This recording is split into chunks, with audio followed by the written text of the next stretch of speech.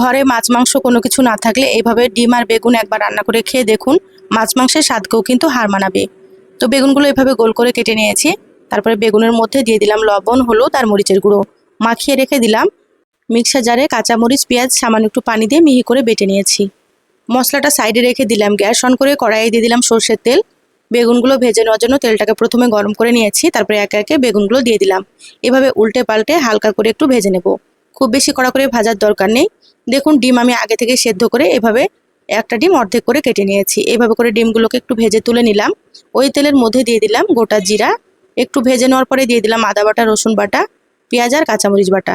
খুব ভালোভাবে একটু ভেজে নেওয়ার পরে স্বাদ মতো লবণ, টমেটো কুচি, হলুদ গুঁড়ো, জিরা গুঁড়ো, ধনিয়া গুঁড়ো, একটু মরিচের গুঁড়ো, মিক্সির বাটি ধুয়ে একটু পানি দিয়ে মশলাটাকে খুব ভালোভাবে একটু সময় নিয়ে কষিয়ে নিয়েছি। তারপর এখানে দিয়ে দিলাম পরিমাণ মতো ঝোলের পানি। এখানে ভেজে রাখা বেগুন আর ডিম দিয়ে ঢাকা দিয়ে রান্না করে নিয়েছি 10 মিনিট মতো। এবার গরম মশলা আর ধনিয়া পাতা কুচি দিয়ে নেড়েচেড়ে নামিয়ে নেব। খেতে এত বেশি মজা হয়, আপনারা একবার তৈরি করে না খেলে বিশ্বাসই হবে না।